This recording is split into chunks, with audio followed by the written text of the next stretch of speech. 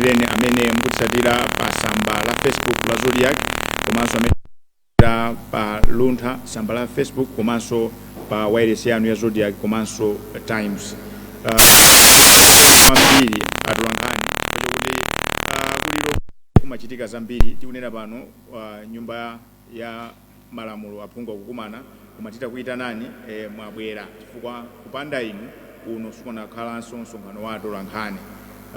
Allow me to sincerely welcome you to this press briefing this morning.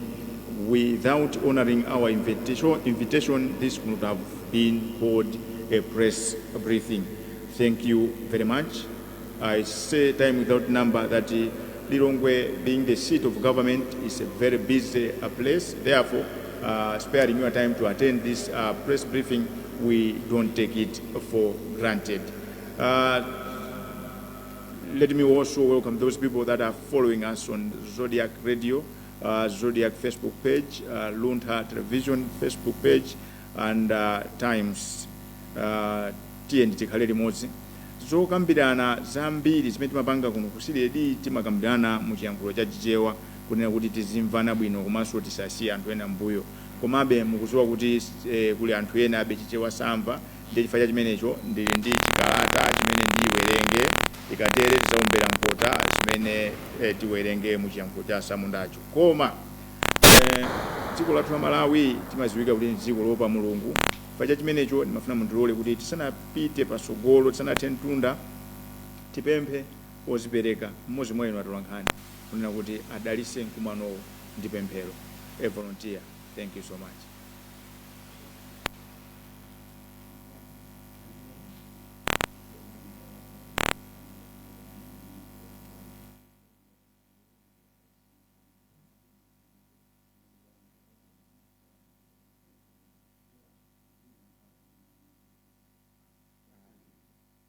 Thank you very much for that prayer.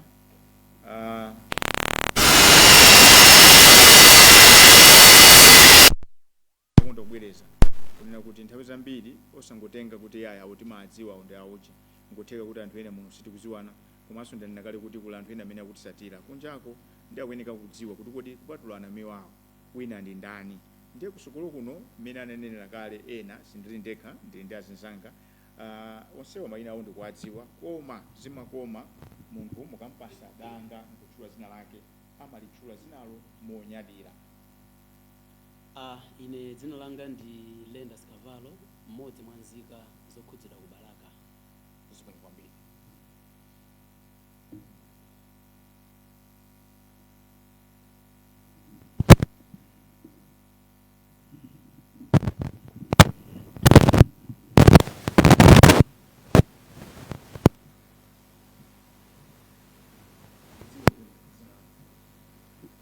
Ine dzina langa ndi Rose Mankusu, mmodzi wa nzika zokhudzidwa kubalaka.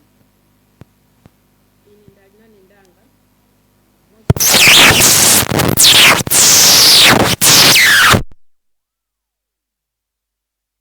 Kuno komabe tanena kale kuti uno ndi msonkhano wa atolankhani choncho zikhala zovuta kuti kodi atolankhani wake ndi woti. Ndiye ndimafuna kuti ndipereke malo kuti muzitchule mayina anu kuti anthu akuziweni. Zikoma kwambiri.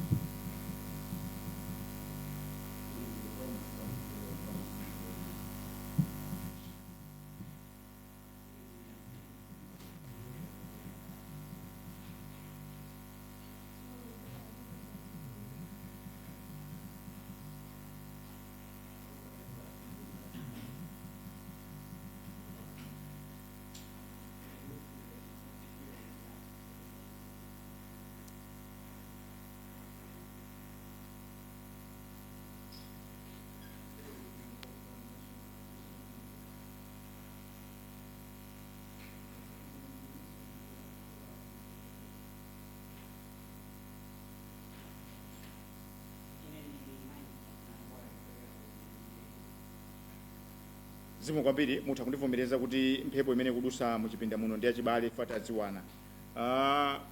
Mukuziwa kuti Amalawi akamva kapena akaona kunena kuti bungwe lawo la the Center for Democracy and Economic Development Initiative CDED lili ndi msonkhano wa atolankhani amatumiza mauthenga ndiye tisanayambe zathu chifukwa timalemekeza kuti bungwe lindira Amalawi. Mukationa pano timayankhulira Amalawi, ndiye timapereka mwayi kumawerengako mauthenga makhala ochuluka, koma ena timawerenga ena sitiwerenga. Ndiye ndimafuna ndiwerenge uthenga woyambirira kunena kuti Anamiwa tamva kuti muli ndi msonkhano wa atolankhani, mukanene kunena kuti tikuthokoza zinthu zikuoneka kuti zayamba kusintha pa ground, komabe anthu akudandaula nkhani ya mafuta sikuchita bwino, nkhani ya magesi sikuchita bwino, komanso nkhani ya madzi. Kumafunika kuti pachitidwe machawi kunena kuti zinthu zimenezi zimene zimapangisa kuti munthu akhale munthu. Ndiye Amalawiwo ndiokondwa ndiokhutira ndi mmene boma layambira, koma akudandaula nkhani ya mafuta, akudandaula nkhani ya magesi, komanso akudandaula nkhani ya madzi. Chinthu chachiwiri, message ina ikunena kuti tathokoza kuti ku nyumba ya malamulo koyambirira siku loyamba kukumana kukambirana nkhani ya ngozi yakuti Kangawa yatuluka, ndipo kwapita pempho. Amalawi akupitirira kukhala ndi mafunso. Amalawi misonzi ikadasikabe maso chifukwa zidachitika zija pa 10 Juni 2024 zinali zoti zidachitikepo nkale lomwe tidataya mtsogoleri wachiwiri kwa mtsogoleri wa dziko, kutaya mayi wakale wa fuko, komanso anthu ena amene ankagwira ntchito kuame, kugwira ntchito mboma, komanso ku polisi. Ndiye ini yake Amalawi akuti zija amati ndi commission of inquiry anawerenga zija zimene zijazo Amalawi sanakhutire nazo. Chifukwa chimenecho akudikira ndi chidwi kunena kuti popeza cabinet yakhazikisidwa pano tili ndi nduna ya zachilungamo ndi malamulo olemekezeka Charles Muhango, bwana APM paja mudalonjeza kuti cabinet ikakumane. Amalawi akupempha kuti mukakakumana cabinetiko mukamakambirana nkhani za mafuta, nkhani za magesi ndi za madzi. Nkhani ina imene ibwere pamenepo ndi nkhani ya yokhazikisa commission of inquiry yoti Amalawi amve zenizeni osati zija zidachitika zija. Ndanena kuti nkhani akamakambirana nkhani ya mafuta, nkhani ya magesi, nkhani ya madzi, sinachulepo nkhani ya fetereza ndi nkhani ya chakudya, chifukwa Amalawi eni yake akudziwa kuti ni mboni kuti boma linkhani zimene azikonza ndipo zili mchimake. Ndiyeno nkhani ina yasala ndi ya ngozi imene idapha malemu Saulos Close Chilima. Amalawi misonzi kusikabe maso, misonzi izayamba kuuma pang'ono anthu atamva kuti chinachitika ndi chani. Nkhani ina yomaliza imene Amalawi eni yake ali nayo chidwi kwambiri ndi nkhani yoti kuti ku parliament tiziyankhulo zomvana. Ndiye nkhani imeneyi wina wakantumiza message kuti Anamiwa bwanji mukakumane ndi mkulu woyang'anira zokambirana nyumba ya malamulo olemekezeka Japi Muhango, kapena mukakumane ndi speaker. Ndiye ndanena kale kuti ifeyo aside tengera timangotumidwa timayankhulira Amalawi. Mukamamva tikuyankhula ndiye kuti Amalawi ndamene akuyankhula, mukationa tikulira Amalawi akulira, tikamatseka Amalawi akusekerera. Ndiye nkhani yona kuti ku parliament kuja kukhali chiyankhulo choti Amalawi ambiri azimva kwangati yayaka moto. Ndiye ena nditumizira message kuti bwanji mupite mukakumane ndi Japi Muhango muone kuti kodi nkhani imeneyi ipangidwa motani ku nyumba ya malamulo. Ena amanga suggest mukakumaneni ndi speaker Asamiya Suleiman popeza iwo ajanso is a man of the people. Ndiye kutenga atautenga zimene tumpuke tikuuzani kuti tipite chitsogolo bwanji, komanso mafuna titekere kumwana kuti abale athu a nyika komanso Lost History Foundation tagwirana manja kunena kuti tionesese kunena kuti nyumba ya malamulo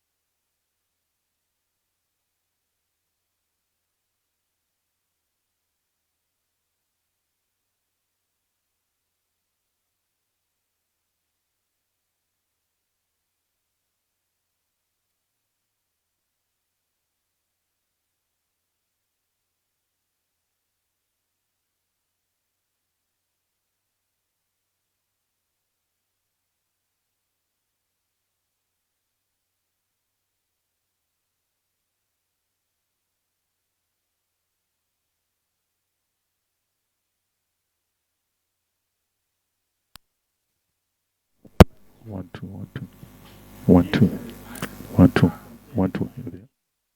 Show me.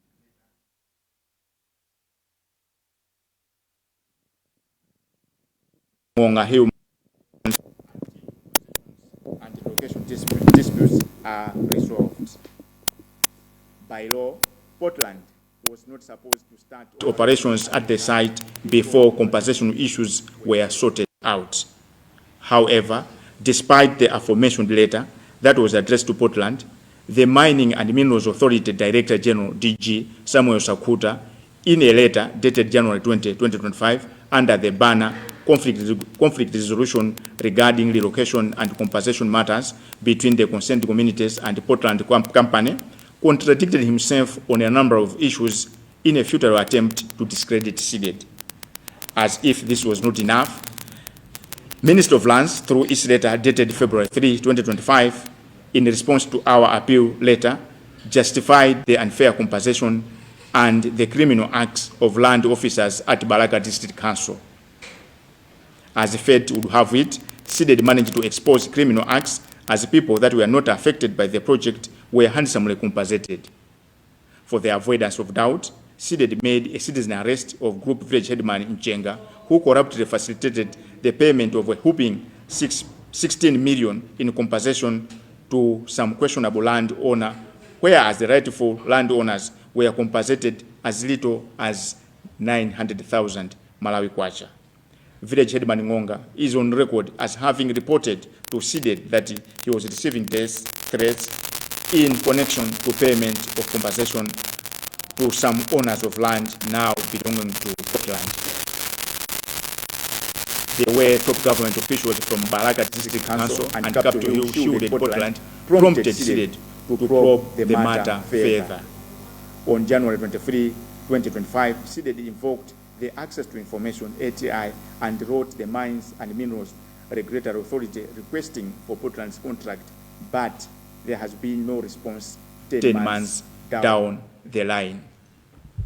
However, shocking revelations came to light when SEDED again used the ATI Act shield and wrote the Balaka DC demanding disclosures for minutes leading to the approval of the building plans for the Portland factory, dated September 12, 2025. According to the disclosures, Portland presented a social impact assessment, EIA, a report belonging to Lafarge, done in 2011, almost 14 years earlier. According to the Environmental Management Act of 2017, it is now called Environmental and Social Impact Assessment. Going through the minutes of the committee, no one objected to this serious anomaly. This forced SEDED to further engage the Department of Environmental Affairs here in Lilongwe in search of the documentation that marries the two entities, but none was found. In total disbelief, SEDED also wrote the Malawi Environmental Protection Affairs MEPA, but it yielded no result. And it was confirmed during an engagement meeting held on October 8, 2025 at MEPA that Portland embarked on the project of such magnitude without conducting an environmental social impact assessment. Now, this raises the question, if they manage to avoid environmental social impact assessment, a critical step that determines the awarding of a mining license, what else have they done as what else have they not done as required by law? According to the Environmental Management Act of 2017, ESIA is a must for all mining projects in Malawi. SEDED can also say without fear or favor that MEPA has turned itself into a toothless entity that is failing to enforce the Act of 2017. At the end of the said engagement meeting at MEPA, SEDED requested for a formal response to its letter, but almost a month down the line, there has been no response. In a WhatsApp text, MEPA Director General Wilfred Kadewa attributed the delay to inadequate staff. But the reality on the ground today is that communities around Portland factory are enduring clouds of clouds of dust, cracked houses, and holes on their roofs as a result of mining activities at the Portland factory. They have nowhere to go and no one to turn to for help. Hence, CDDs urge the new Minister of Natural Resource, Energy and Mining, Honorable Matanga, to visit the affected people in Balaka and offer them the needed assistance. On the other hand, despite compelling suspicion of corruption dealings, the Anti-Corruption Bureau is yet to pounce on the suspected Balaka District Council officials. This is another reason that CDD is imploring Honorable Matanga to act on this matter. End of statement. Signed, Sylvester Namiwa, CDD Executive Director. Thank you very much for your kind attention.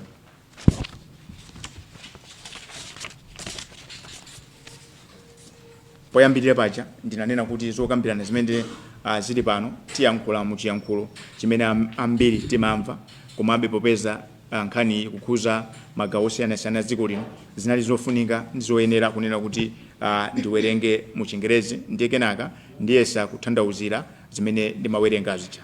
Chikalata chimenechi chalembedwa lero lachinayi pamene ndi pa 6 November chaka chino cha 2025, ndipo chili pamutu onena kuti zikalata zonse zimene boma lidapereka ku kampani imene kupanga cement ku Balaka ya Portland ziunikidwe. Poyambirira, bungwe la CDD lifuna kuyamikira msukulu wa dziko lino Profesa Arthur Peter Mutharika popanga chiganizo chonena kuti alese kupitisa kunja amyala isana konzedwe bwino. Chiganizo chimenechi chithandiza kusintha kachitidwe ka zinthu muno Malawi. Komabe ngakhale tikuthokoza, tikupempha kunena kuti boma liganizire pempho limene tidapereka mbuyomo lonena kuti zikalata zonse, migwirizano yonse imene boma lapitali la Malawi Congress lidachita ndi anthu ochita ntchito za migodi ziunikidwe. Pempholi likugwa pamutu onena kuti tonse tikuziwa kunena kuti boma lapitali abwenzi yake anali atambwali ndi asinzi ndantole. Choncho tuli ndi chikhulupiriro tunena kuti migwirizano yambiri imene adasayina ndiyo sakumera Malawi, koma imakomera anthu ochepa amene anali mphamvu komanso amene anali nkuthekera kuti apindule pa ntchitozi osati Amalawi eni yake. N'chifukwa chake ichi lero tabwera pano kupempha mogwada nduna yatsopano ya zamphamvu komanso za migodi olemekezeka Achini Matanga ndi timu yawo ku ndunawo kunena kuti apite akaunika onse zikalata za kampani imene ya Portland Cement imene kupanga cement ku Chinkhumbe muzi mwangonga mfumu yayikulu Nsamala ku Balaka. Mwina anthu tikudabwa kuti n'chifukwa cha ndikuchula Portland. Kampani imene ndi ya ku China, ainake ni ma Chinese. Koma atabwera kuno ku Malawi choyambirira adagula kampani ija imene timayidziwa kuti Lafarge. Ndi amene mukusatira bwino mukuziwa kuti ndi kampani ya Portland imene imatchuka kwambiri ku Changalume. Kampani imene malinga ndi kusintha kwa zinthu adayigula ndi amenewa Lafarge.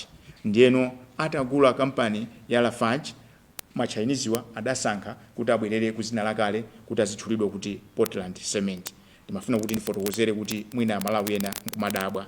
Ndiyeno chimene chidasisa dzaye kuti njovu ichoke mnyanga nchonena kuti bungwe la CDD lidamva mfuwu kulira kumene kumachokera kwa anthu okhuzidwa ku Balaka kunena kuti kumeneko apondedwa mapazi. Titi ndi vuto Malawi muno kunena kuti anthu athu amakhala anthu abwino, anthu achifundo kwa ena osati kwa abale awo amene akwadziwa. Ndiyeno kutachitika mwayi kuti aonekese ndalama zachipukuta misonzi akubalaka DC okupanga zamalo adasankha kuyikira kumbuyo ma China kuyika pa moto azibale awo. Ndi anthu ataona kuti amasowa wayankhulira adatipeza ifasitedi kuti uku kuli ntchito imene akukonza chipukuta misonzi koma ntchitoyo sakuyigwira poyera. Mwachisanzo anthu samafotokozera ndondomeko imene zimakhalira, anthu amaopsezedwa ndipo ambiri ankangosayina zinthu kuti sakuzidziwa. Izi zidatupukira pa mkumano umene unachitika pa 21 January ku Balaka chaka chomwe cha 2025 kumene kunali bwana mkubwa atamanya harawa akulu ochokera ku mabungu omwe si aboma ku Balakako, bungwe la CDD, akulu kampani ya Portland Cement, komanso mkulu woyang'anira ntchito za malo ku Balakako amene ku Eastern region komanso kuphatikizapo bungwe lona za malonda la MITC. Pa mkumanowu bwana Nkubwawa ahalawa adapepesa malinga ndi zimene adachita anyamata awo. Anthu akubalaka okhuzidwa atachita zionesero kuphatikiza kugona pa ofisi ya bwana Nkubwa kubalakako, zinapeza kuti Portland idavomera kunena kuti adalakwisa kuti anthu aja adawachosera 30 kwacha pa 100 kwacha iliyonse, ndipo ndalamazo zidaperekedwa. Komanso agawo lachiwiri adavomera kuti ndalama zimene adawapasa zali zochepa, ndipo adawonjezera ndi 10 kwacha pa 100 kwacha iliyonse. Chomvetsa chisoni kwambiri nchonena kuti Portland inkalipira ndalamazi pamene akuunduna wa zamalo amene ameneka kuti ayimirire Amalawi, komanso bungwe lija la mgwirizano wa maboma ang'onoang'ono la Malawi Local Government Association, kuphatikizapo mkulu woyang'anira za ntchito za migodi Malawi muno Samuel Sakuta ataliza zila kale bungwe la sideki kuyikira kumbuyo zolakwika zija. Njeno kungovomera kuti tinakuberani 30 kwacha pa 100 kwacha iliyonse, komanso kuonjezera kusonyeza kuti kampani ya Portland imadziwa kunena kuti malamulo sanagwire ntchito mu ntchito yopereka achipukuta misonzi kwa anthu akubalaka. Zonse tikuyankhula apa anthu onse amene tikuwatchula apa tikuwatchula pa zifukwa zoyenera fa umboni ogwirika ulipo, zikalata zilipo, ena anu atulankhani zikalata zimenezo takugayirani. Zinali zinthu zomvetsa chisoni komanso zochititsa manyazi. Ndiye mafuna kuti Maijini Mathanga akuyenera kuti adziwe kuti anthu ambiri m'bomamu akumagwira ntchito sasamalako za munthu wakumuzi, sasamalako vutika, amasamala za munthu obwerayo cholinga kuti iwopo eni apindule. Ndipo ndi anthu opanda manyazi. Makalata amene watikugayirani, makalata amene anachokera ku lands, kalata amene anachokera ku bungwe loyang'anira za migodi mdziko muno tili nayo. Komanso kumeneko nthawi ya zionesero ija zidachitika zomvetsa chisoni kuti kampani ya Portland idalamula apolisi kunena kuti anthu amangidwe, adamuombera paphazi. Mlandu wokuti uzitha kalatanso ilipo imene analemba mkulu wa Portland kulamula apolisi kuti awamasule anthu amenewa. Titabwera poyera kumanena kuti ntchito yopereka chipukuta misonzi kwa anthu amene akukhuzidwa ndi ntchito imene sinayende mwachilungamo, anthu amakana, anthu amatemesa nkhongo pamwala. Koma ifeyo mothandizidwa ndi Amalawi yake bungwe chapanisa poyera yakwanisa kutenga mayina anthu oti samakhuzidwa ndi ntchitoyi ndi kuwalandira powapasa ndalama. Mmodzi mwa anthu analandira 16 million Malawi kwacha. Atazindikira mchenga kuti nkhani yabwera poyera, adabwera mamawa kuzalawira kuti andipase 10 million imene ndinayitenga ndi iwowo kupita nawo ku Balaka Police Station kumene anakawamanga, kumene tinakawasiya m'manja lothana ndi zikuku ndikatanga. Kwa Malawi anzanga mchomvetsa chisoni manyazi kunena kuti mpaka pano ibe chicho chachitika chifukwa zokuti amfumu amchenga analibe mphamvu zopita kwa DC ndikulamula kuti ikani uyi pamenepo. Komanso ngati mphamvu zakanakhala nazo munthu ogwira ntchito kwa DC yo ngati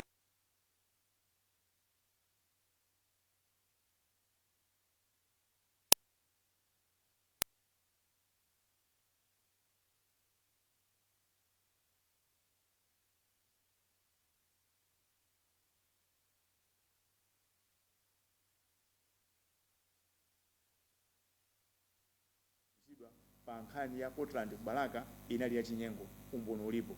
Koma onse amene achita izi sanamangidwe mpaka na lero. ACP yonso sikuyankhulapo kanthu. Ndiye tithokoze popeza kuti kumeneko kwabwera abwana ena. Sabata ya mawa tikhala ndikukuwuzani tikakumane ku ACP fund ndi zambiri zoti tikapereke tikakumbuse amene asankha kumene kuti agwire ntchito yotumikira Amalawi. Komano chodabwisa kwambiri chonena kuti akuluakulu nduna za boma, anthu ogwira ntchito m'bomamu Balaka ngakhale Capitol Hill amayikira kumbuyo kwambiri Portland Cement.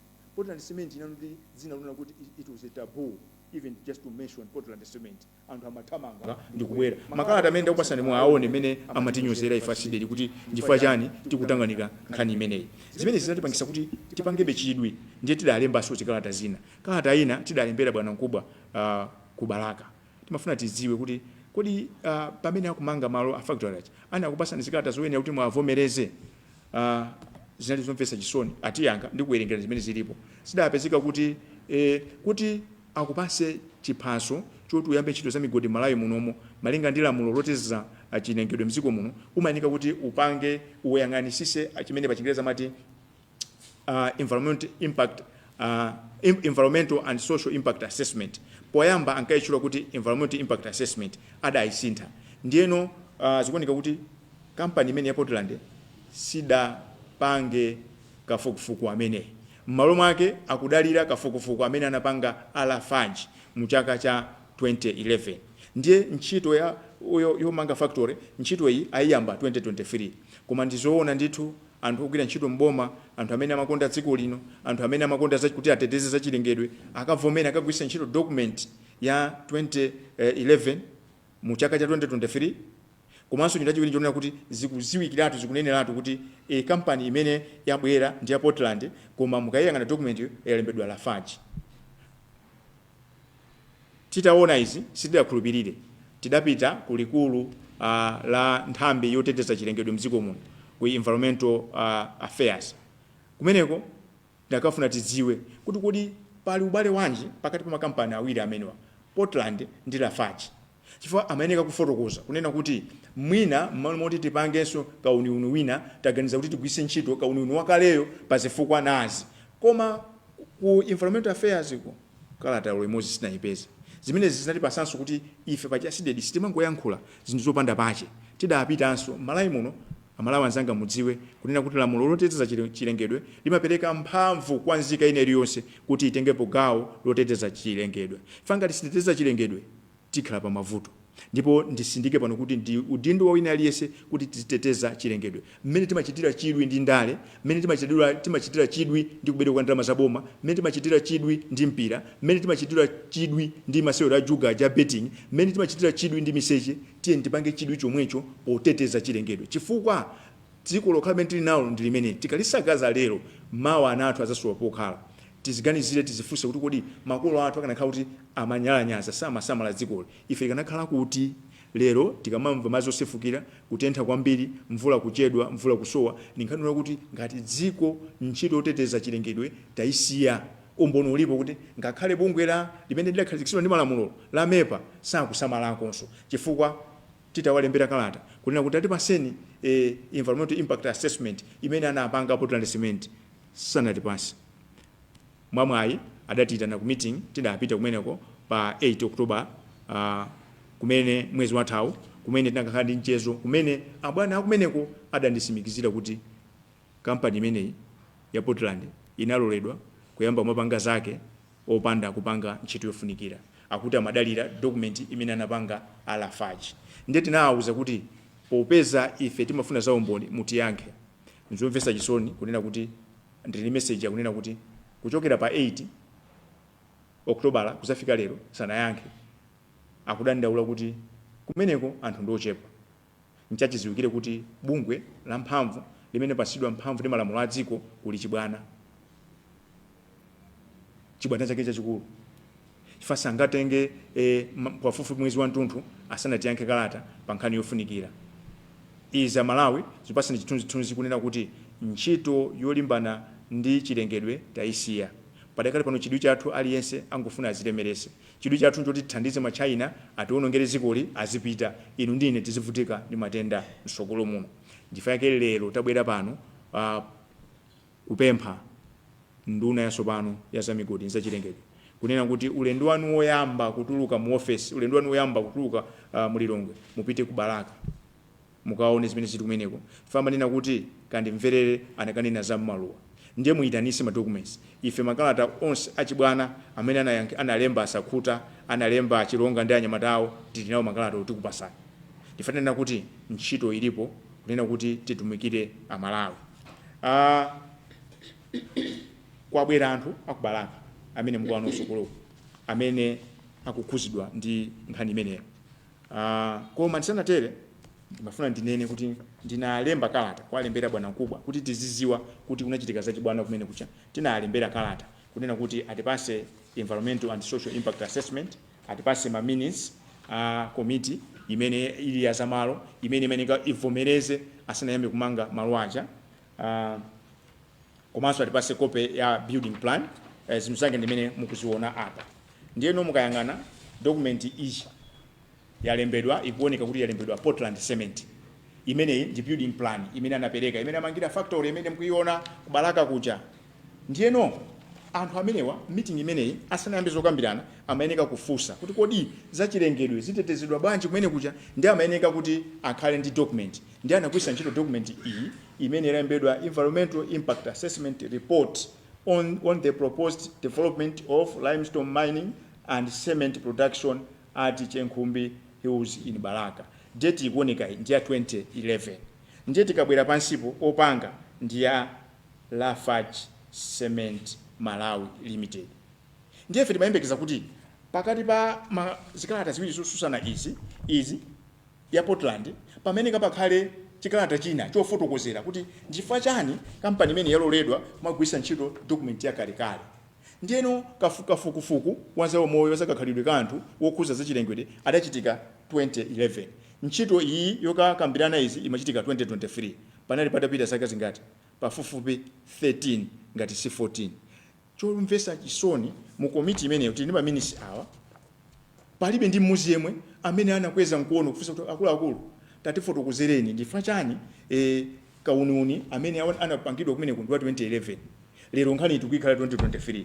Mkutheka pachitika zambiri apa, pasintha zambiri. Ndiye tikhulupirira bwanji kauniuni wa 2011 palibe amayi abambo amene anafunsa funso limenelo. Chinthu chachiwiri akanafunsa kuti pali makampani awiri osiyana. Tikukamba za Portland apa ainyaga building plan, koma ichi document chimene mwatipasachi chikuoneka kuti cha Lafarge palibe anakamba. So amayi abambo muziko muno muli chibwana. Iyi ndi nkhani imodzi imene tabwera pano kunena kuti tikupempha msogolo wa dziko lino Professor Alpha Peter Mutharika kunena kuti ngakhale mwalamula kunena kuti tizipitisa zokonzakonza kunja kuma migwirizano yonse imene boma lidasaina ndi boma lapitali ife sitikukhulupirira kuti inali yopindulira Amalawi. Ndayankhula kwambiri chifukwa chokuti ndimathandauza mu Chingerezi, koma ndimafuna mudziwe kuti malinga ndi lamulo loteteza zachilengedwe la 2017 tigwisa ntchito pano, kampani siloledwa kuyamba kugwira ntchito zake kumalo asanalipire chipukuta misonzi. Koma kampani iyi ya Portland inaloledwa kupita mune kujako anthu ndi kumachita kuthamangisidwa. Ndinanena kuti sindili ndekha, nkhani kapena kuti mulandu wopanda mboni umakhala mulandu wopanda pache, komanso mulandu wovuta ndi anthu amene akuchokera ku Balaka. Ndiye ndimafuna iwowa auze dziko kuti zimene akunena Namiwa nzankhutu kapena ndizoona. Zikomo kwambiri kumene kuyamba kuzichula dzina langa. Ineyo dzina langa ndi Lendas Kavalo kuchokera ku Balaka ngati nzika imodzi yokhudzidwa. Ndinkha Lendas Kavalo. Ngati nzika imodzi yokhudzidwa makamaka pamene factory ya Portland Cement yamangapo. Portland Cement itabwera ife tinachitenga chimwemwe kuti dziko lino litukuka komanso ngati anthu andera apindula kwambiri. Koma ndi chinthu chomvetsa chisoni kwambiri, iwo adalonjeza kuti azalemba anthu okwana 2000 zimene zimapereka chimwemwe ndi chiyembekezo kwa Amalawi komanso ngati nzika zokhudzidwa. Koma chomvetsa chisoni ndiona kuti anthu amenewa adangotenga anthu ochepa chabe amene analemba ntchito. Panopa ambiri akuzunzika akuvutika chifukwa ali pa ulova. Choncho tili mkatikati motero pamene anapereka chipukuta misozi timadandaula kuti chipukuta misozi imenechi sichikukwanira monga ngati Malawi kuti akagwisa bwino ntchito kumene akupita. Munthu akusamusidwa malo ena akupita pena zinali ndalama zochepa kwambiri. Koma tili mkatikati modandaula yoncho zinapeza kuti boma anatumiza apolisi kubwera ndi kudzatimanga ngati ifeso nzika zokhudzidwa, chimene chili chinthu chosayenera. Tinamangidwa, tidazunzika, ena mwa iwo anaomberedwa, anaphulitsa utsi okhetsa misozi, ena ambiri anavulala komanso katundu wambiri anaonongedwa. Mwa anthu ochepa omwewo monga ndinafotokoza kale kuti akuzunzika pakadali panopa, amene alembedwa aja akuzunzika kwambiri m'malo moti asangalale koma akupezana kuti ntchito ija sikuwapindulitsanso. Pachifukwa imene chiona kuti tikupempha boma kuna kuti likuyenera kuti lichitepo kanthu msanga. komanso kuonjezerapo sitikudziwa kuti kampaniyo inakozedwa mwadongosolo lotani monga mene achikulira afotokozera kale, chifukwa anthu akumwalira ena akuvulala, zimene zikupeka chiopsezo kuti kodi anthuwo tikhala limodzi kapena onse athera komweko. Pamene ponso boma likuyena kuti lichitepo kanthu likaonetsetse kuti kodi chiupangitsa zonsezo ndi chani, kodi machina awo anakozedwa bwinobwino. Chinthu chachiwiri chomalizira, ifeyo ngati nzika zokhudzidwa tikupempha kuna kuti wina aliyense amene anakhudzidwa posamutsidwa pamalopo adzilandira 10% pa mwezi uliwonse, komanso ndi anthu amene ali around kampani imeneyo adzilandira 10% pa mwezi uliwonse kuti moyo wathu mwina upitebe chitsogolo. Zikomo kwambiri. Zikomo kwambiri. Ndi akavalo wasali wokha balakako akwiranso ndi amayi timve kunena kuti azimayi amenewa akutinji mwamva akavalo zimene amafotokoza, mukugwizana nazo kapena mukususana nazo. Zikomo kwambiri. Choyamba dzina lanu. Ine ndi Rose Mankhusu, ndine mmodzi ya nzika yokhudzidwa Baraka. Ife monga anthu osamutsidwa dera limeneli ndife anthu ovutika kwambiri. Kubwera kwa kampani imeneyi tikuzunzika koposa.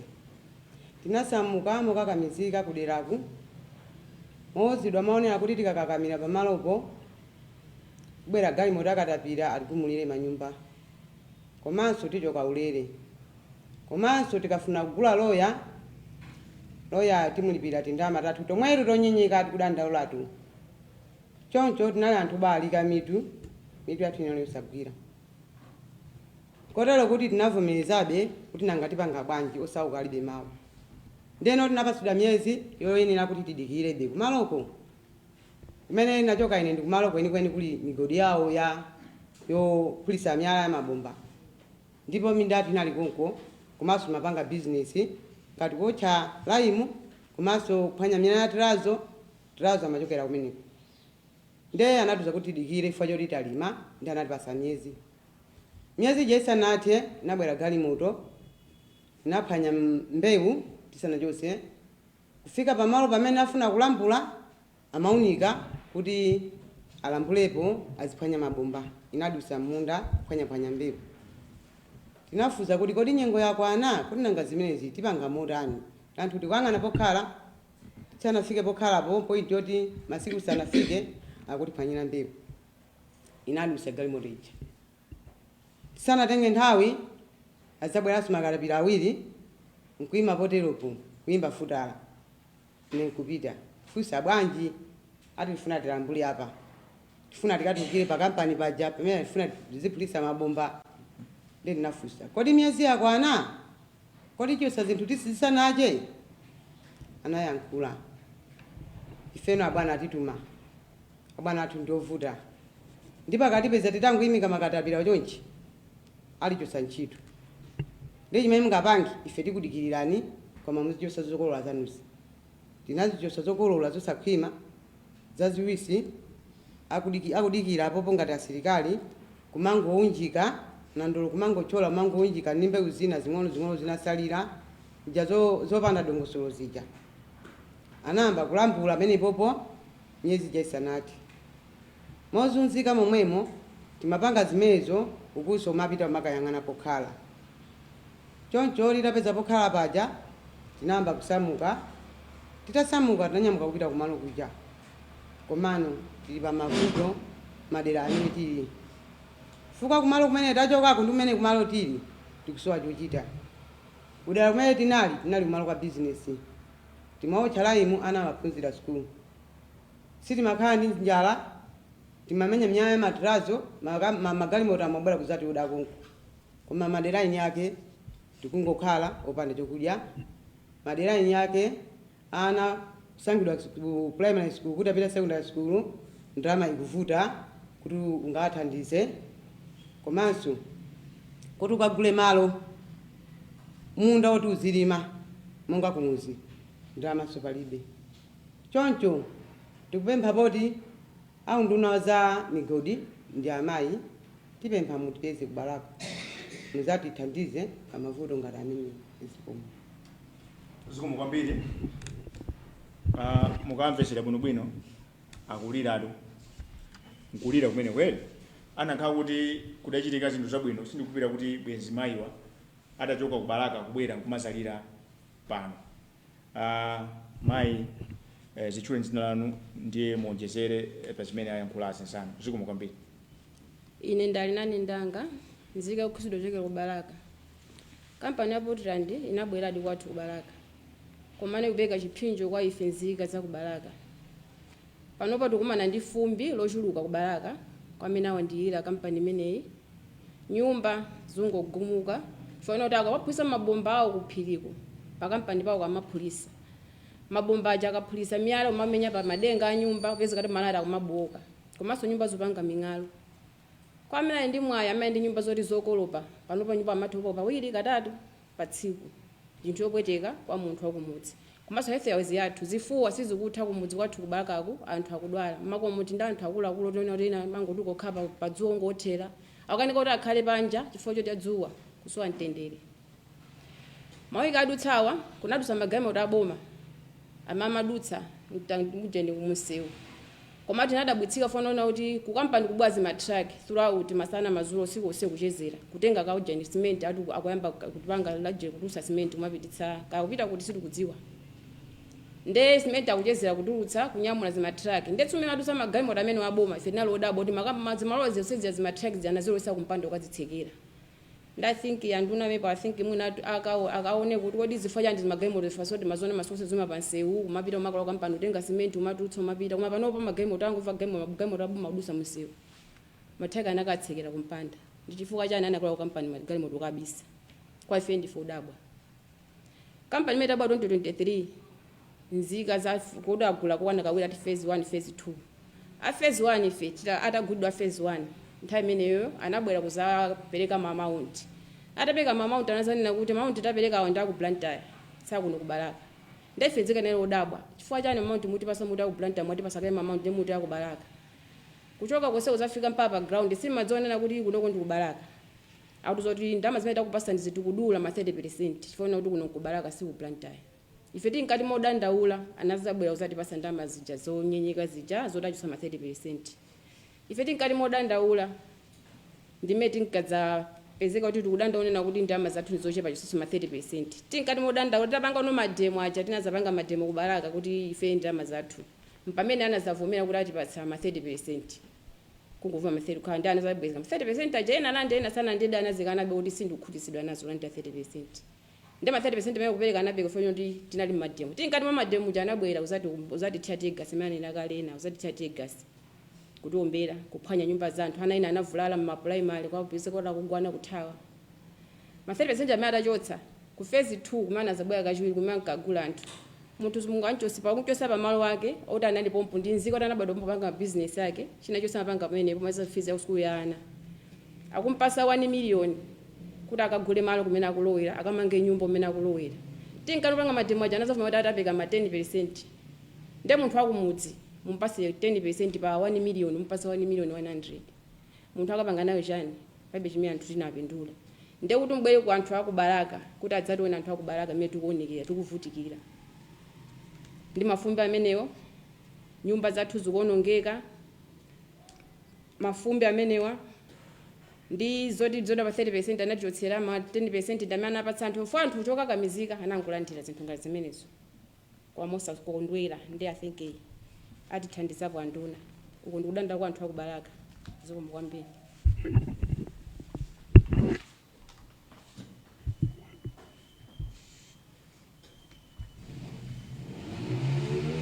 Malamulo a dziko lino timayembekezera kuti anthu amene mwapasidwa ntchito kuti muzatumikira m'makonsolomu mweneka muzatumikira anthu mwachilungamo koma mwamva umboni ulipo kunena kuti zikuoneka kuti mwayi ukapezedwa oti tipereke chipukula misonzi abale athu amene mmagwira ntchito m'makonsolo kulanzi chidwi chanu chimakhala kuti muzilemerese chidwi chanu chimakhala kuyikira kumbuyo amene akubwera kusapanga kutero kupadakale pano patingakambe mosapyatira kapena mosapindira ndevu mkamwa kunena kuti anthu akubalaka analandidwa malo akuvutika alibe pokhala malo tapereka ku kampani yakunja ya machina anena kale kuti muna adalonjezedwa kunena kuti anthu oyambirira kugwira ku ntchito akhala amene asamusidwa anena pompano kuti kwalembedwa anthu ntchito koma iwo akuziwa na anthu fa malo anali awo sadalembedwe ntchito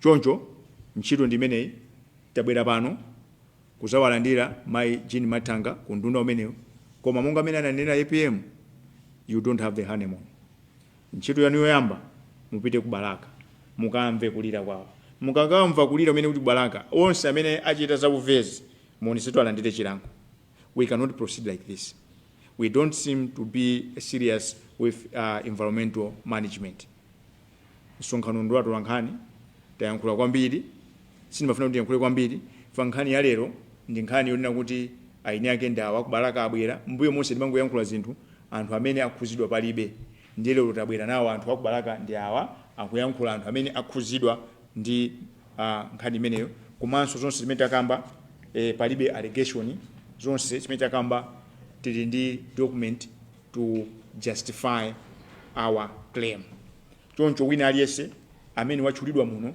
wachulidwa in good faith wachulidwa because is either working for Portland Cement imene yatenga malo a Malawi or else is working in a public office. Now if you are working in a public office it is common sense that we are supposed to be accountable to the general public and the general public ndili pano ndilonjeze kunena kuti ngati tifunadi kuti tipeze phindu pa vote yathu we should make sure kunena kuti chilichonse chimene chikuchitika chosaoneka bwino ife samakhale chete ndikuthokozeni abale anga kubalaka mwayenda ulendo wautali nkubwera pano kuzakhala pano kuzapereka nkhani yanu nkanchitidwe koma vutika tikuziyang'anira pansi kakuno ngadziko we should stop suffering in silence we should speak up ndinanena ndibwerezenso apa kuti kumalawi kunoko nkhani zosamala chilengedwe tikuzitengera nthabwala koma tiziwe kuti this is the only place we call home east or west home is best kaya muzapita kuti kaya muzanani kuma kwathu ndi kuno koma zioneka kuti nkhani zosamala za chilengedwe kumalawi kuno tazisiya tilibe nazo ntchito umboni ulipo kuti mepa yakhala almost mwezi wa mtunthu kukanika kuti yankha seeded kalata ndengata kukanika kungoyankha kalata mwezi wa mtunthu enforcement ya zimene amalemba ma environmental impact assessment amapanga zikumu kwambiri the floor is open as per tradition you raise a hand you be identified you introduce yourself you fire your question bwalo tasegula msonkhano wanu mmene mapangira muja mukweza zanja tikutchulani mutchula dzina lanu mutifusafuso zikumu kwambiri yes abwana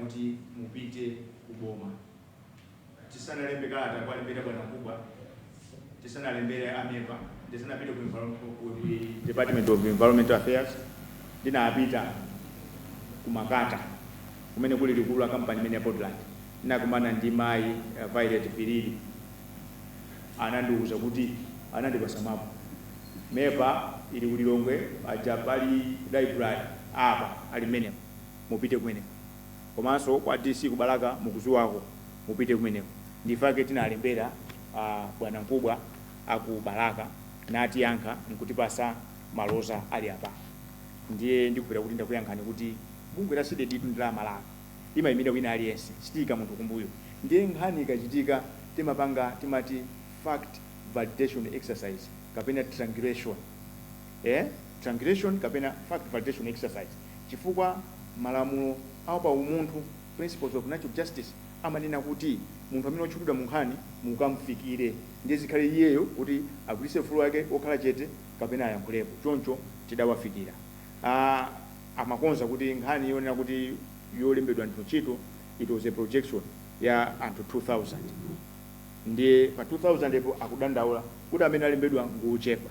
Popeza inesu kubalaka wasanduka ngati kwathu fani mapitapita ambiri amene alemba ndi magadi azilonda. Komanso ndame imene akuwapasa ikusiyana ndi anthu. Kutero kwa mdziko muno muli vuto lalikulu. Ifunikanso tulankhani mutithandize. Kampani iliyonse imene mwini wake ngwakunja amakhala ndi mapero awiri. Kusonyeza kuti akakulembani kuti ndinu wophika. Ngati pali wina wochokera ku China nonse wophika mwezi zetu muzilandira masalari osiyana ntchito imodzi. Pamene pamalopo ma Chinese amangira nyumba amakhala pompo zakudya amagulira chilichonse amapasa. Akumalandiranso ndalama zambiri. Pamene inu amene ndi aina kamalowo mukugwira ntchito pomwepo ngakhale ma toilet anachita kumanga kuti awa ngama China awa ngatani ndi anthu akuda. Mdziko muno muli chipongwe tendivale zilimbe tili kunse dziko limakuoneka kuti ndi lathu papepala koma mzochitika mdziko muno zione kuti Malawi ife timakhala ngati alendo. Ndiko lona kuyankhani.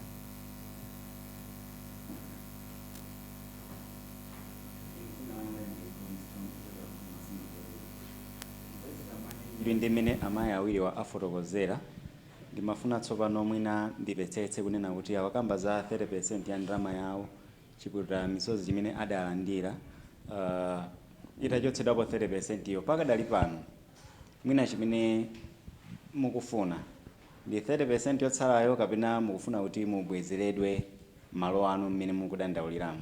Zimwe kwambiri. Funso labwino lapita kwa ine yangankhani ndimufuna chani padakali. Ife 30% mankatipatsa suti kufuna 30%. Tufuna kuti khaloni kabwinobwino tikhale ndi ndalama yokwanira kuti kumene ndalama yathu akatipatsa yokwanira kumene titapitisa kavutike fapa tikuvutika. Ndi ma 30% atakisudwa kale pachiyambi kwa chainagwa 30% chobwa 30 yomwe chokhangala kuti bweze yomwecha tiwonjezeni pa 30% pamene yagwira kwacha zenakanika komatu onjira mategrasi. Mategrasi amene aja ndamene takhala tikuzunzikana nazo mpana pa ndesu tikufuna kuti atipase 30% kapena kuti atipase 30% takhutisadwa nazo. Ayi tikufuna kuti pasidwe ndalama yoyenerera kuti kumene tikulowera kumene tikusamukira tikapeze malo olima tikamange nyumba zathu bwinobwino ana tikasamalire bwinobwino kuti tipeze mafizi oyenerera. Akuyankhani.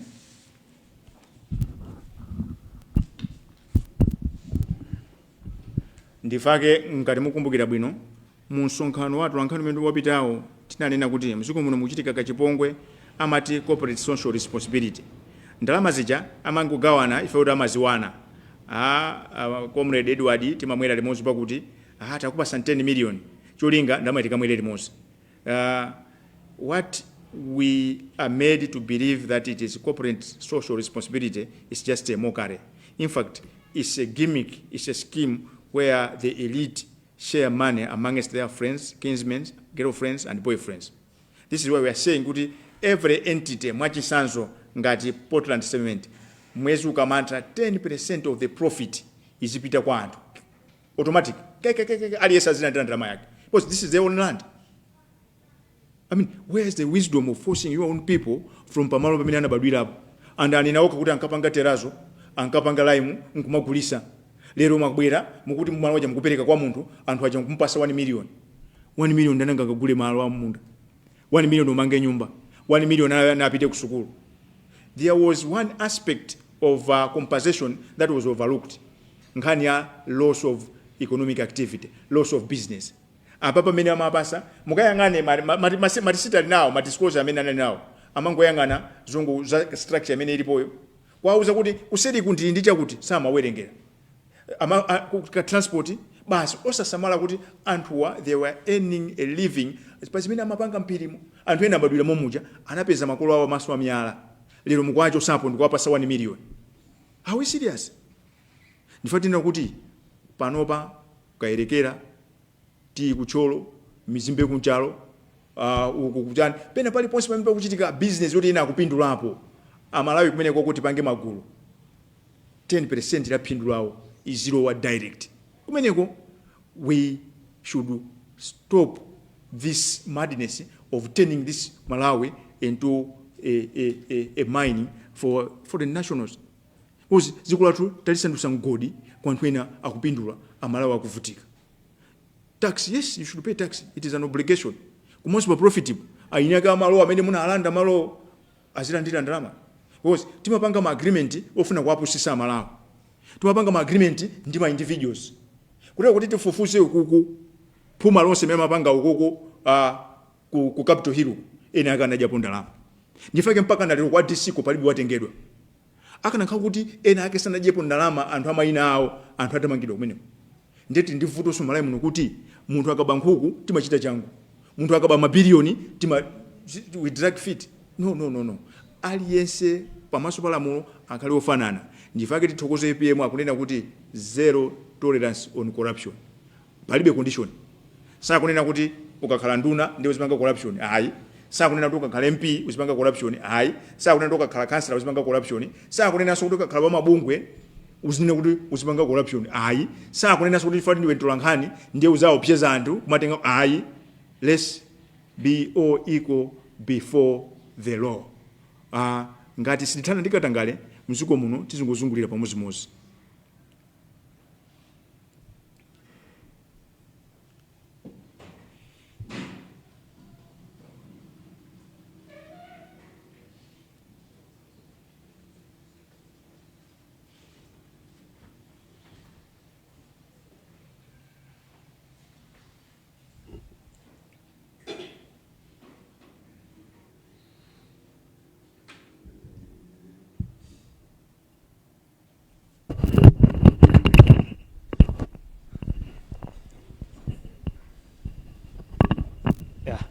Ine ndi Nixon Mvula kuchoka ku Midge FM. Ndi ngati boma la CDD taona kuti mwagwira ntchito yabwino ndithu mwapanga expose corruption, mwapanganso demand for accountability. Komano zitachitika kuti pempho lanu limene mwapempha kwa ma authorities pakhala ma delays, inu ngati a CDD, what further step are you willing to take?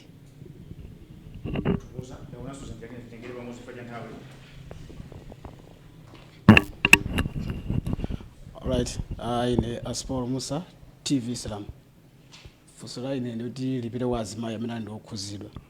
Mwana kuti ma therapy center jaso pakana pano singwafuna chifukwa cha kutsika kwa ndalama ya kwacha. Mwina muta masura bwino kuti mufuna ndalama zogwirika ndalama muziganiza ngati zakhala zotani komanso mwapasa nthawi yochuluka bwanji kuti akapaseni ndalamazo kwa nthawi yotalikira bwanji kuti mukhati mwapanga chiganizo kuti mwamasuka bwino.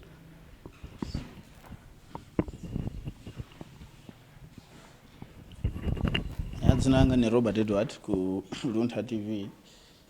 Tikaiona nkhani ndikuti pali mwina mfundo zitatu ngati mwina sale zitali zikulu zimene datola zimene ndi zimene zoyenera kuchitika ndi nthambi za boma.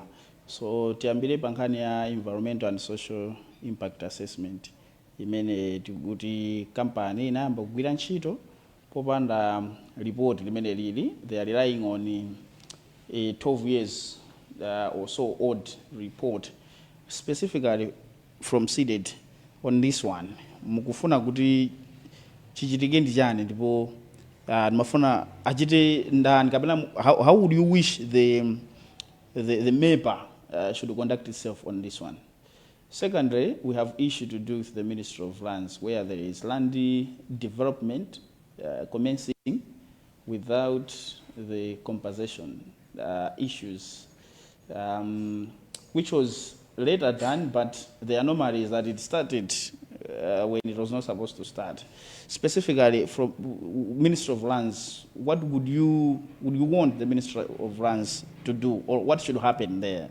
Thirdly, is the issue of ACB. So you have the issue with the ACB. The matters were reported. You were recorded statement. but no action is being done. So from CDET, what specific action are you looking for from ACB? So I just wanted these 3 issues to come out very clear in terms of what you would want to happen. Thank you. Tonse tikuziwa kunena kuti boma lapitali nkhani yakatangala nalibe nayo ntchito. Mukumbukira inu kuti tiziwe kuti achakwera ndi paubale ndi katangale anamanga mkulu woyang'anira bungwe la ACP Martha Chizuma usiku. Munthu amayi kummanga sanavale bwinobwino kamponya kuna mitete uku. Ndiyeti maziwa we could not expect anything good nkhani yakatangale.